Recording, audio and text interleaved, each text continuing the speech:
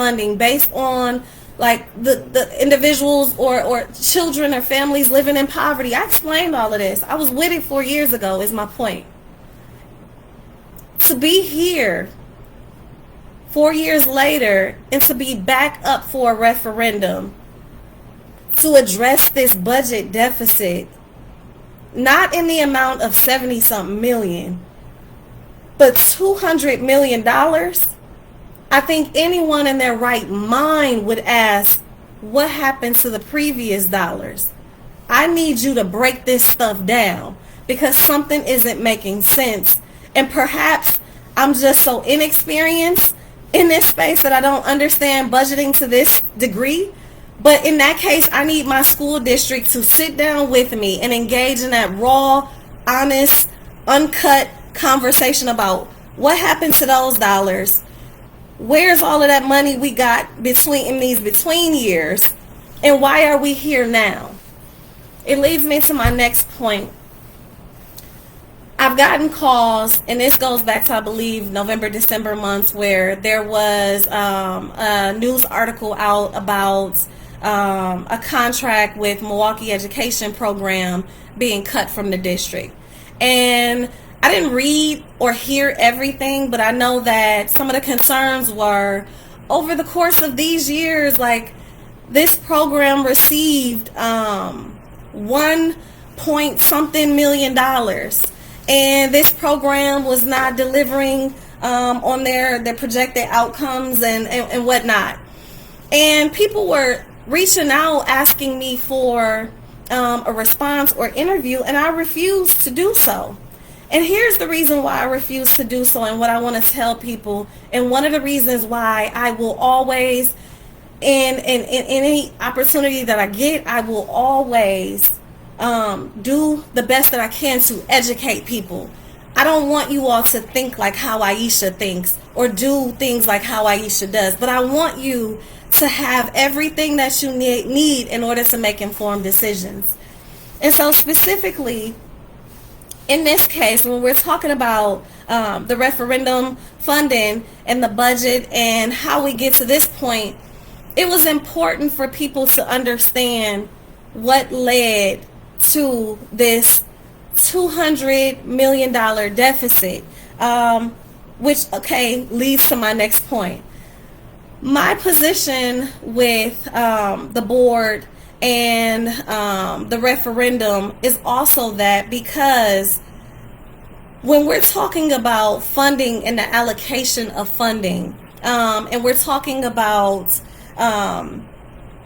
funding based on needs, when you pull the data, specifically in District 4, it shows that many of the newer teachers coming in, they prioritize for some of the lowest performing schools.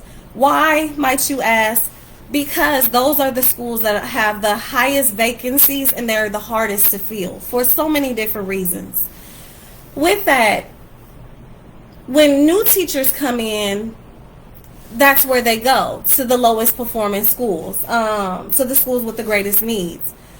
You would think that with the budgeting priorities and the funding that's coming in and how that aligns with the needs and the outcomes or the academic achievement results and whatnot, you would think that the schools with the lowest academic outcomes receive the most resources and support, and also you would think that they would receive the most experienced teachers.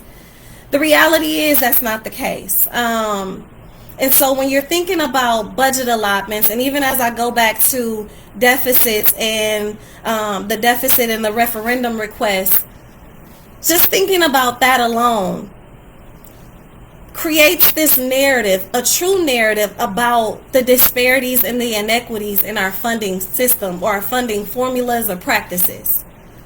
If the school is on the bottom of the totem pole and they have the newest educators, which we know start at the starting pay scale, so they're paid less, that's less money. Then these schools may have vacancies that go unfulfilled throughout the year. So honestly, you can look at that as money that has not been spent. Looking at all of that, it's like, okay, Their budgets shouldn't be that great. They have the greatest needs. Let me pour into that school. Let me pour into that school, invest in those teachers, invest in the curriculums, invest in the leadership, so that we can start to see growth that eventually leads to proficiency, and we can win or experience wins in the schools and with the children that deserve that. When I think about the budget deficit, when I think about previous referendum funding, and I think about the data that I have in front of me, it appears that that wasn't the case. And as a school board director, I then have to ask the difficult questions about how are my children or my educators in my district, how are they benefiting?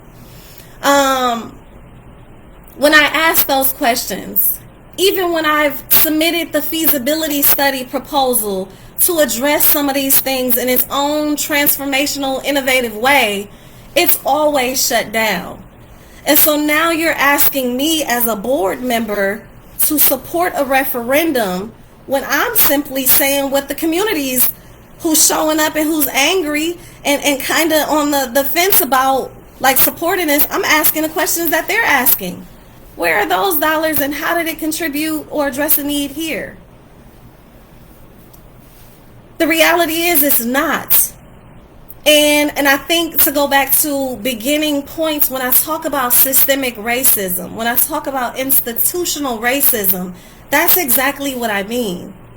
And so again, it's not enough to ask residents to vote yes for this referendum when we're not engaging them in a way that is just, that is morally right, that's righteous. In addition to that, we're not showing them any other return on their investment unless they're looking in districts that they're not in close proximity to.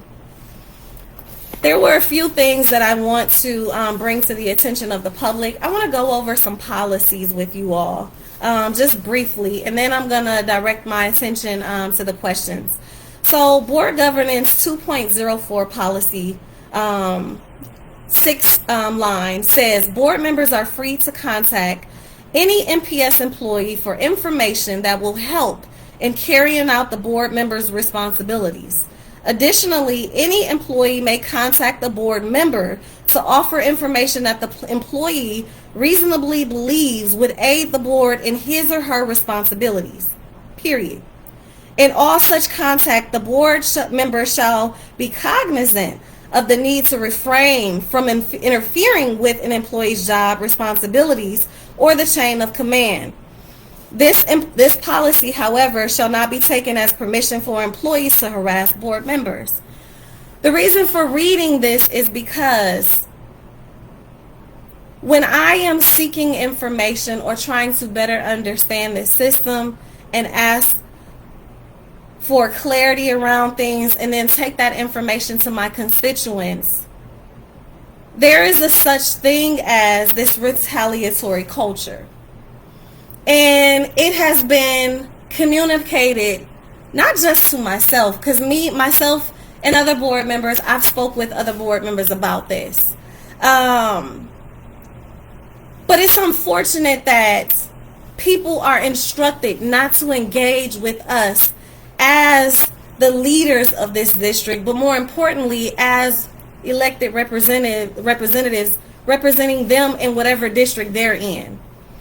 That's one policy that I want people to understand. MPS employees and board members are free to engage with one another. The policy suggests that. The policy prohibits retaliation of any type. The policy prohibits harassment from employees to board members of any type. But the bottom line is this policy supports the idea of board members engaging with employees and individuals in the district to get information that they need in order to carry out their responsibilities as board members. The other thing I want to read and bring to you all's attention is Board Governance Policy 2.01. In the first part,